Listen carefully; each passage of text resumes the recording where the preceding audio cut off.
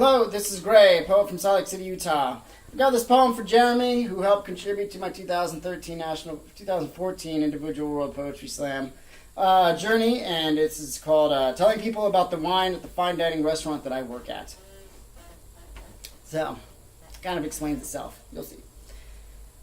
Well, to be honest, I'm more into whites, which is a bit of an anomaly, I know, but these will all pair well with the fish and the scallops. Now, my absolute fave is the Chardonnay, which is like a spicy start with notes of cream soda and an inviting pear.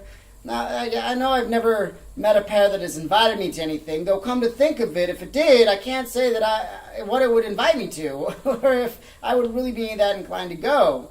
A good pairing with the salads would be the casamata, which reminds me of when I was 4 and I pretended to be a horse and galloped all over my grandmother's backyard eating all sorts of leafy greens, and the particular greens near the tomatoes. I forget what they were, but I remember I threw up all night that night. My grandmother is dead now, but I love tomatoes.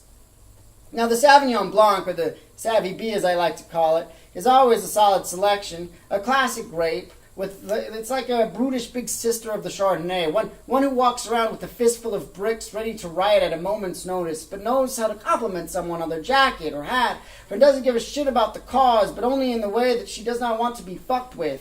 She's actually pretty even-tempered, with a witty personality, and is great once you get to know her. Now, the reds I have a tougher time with because those tannins can completely shut down my tongue, the way that they stick around lingering like a former lover with whom you have broken it off with, but she still lives with you because you both have signed a lease and you don't want to pay a higher rent, and she can't really afford the deposit to move out, so you switch couch to bed, couch to bed, couch to bed, at least until the lease is up.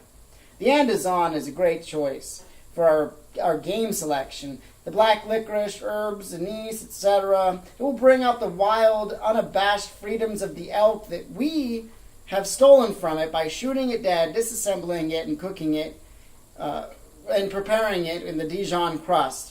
That is, if this dish does not conjure up the flashback of you alone in the woods, abandoned by your father in a cold November, the sun sinking lower in the distance, the echoes of your father's promise not to return until you brought down something ringing over and over and over in your head, and the need to survive outweighing your love of animals, which all comes to a clash when you finally spot a buck, and the crack and kick of your rifle reverberating throughout the world, it seems demarcating the ever-vague boundary into adulthood that you wish for nothing more than to put the bullet back into the gun.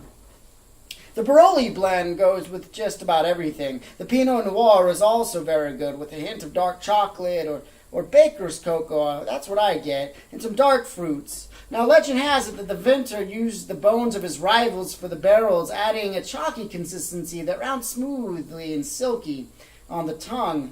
I suspect, though, that this founder of the vineyard in Willamette Valley in Oregon had a torrid love affair with the daughter of a confectioner or a chocolatier there in the fields of the vineyard before planting. Upon hearing of this affair, the chocolatier locked the daughter away for life while simultaneously informing the vintner's wife of the affair and eventually taking her as his own. Now, the vintner, completely debased and stripped of all love, wept those tears full of passion and regret all throughout the fields, giving the vine that clean berry finish.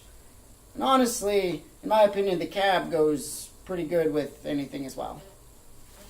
So there you go, Jeremy. I hope you like that. It was,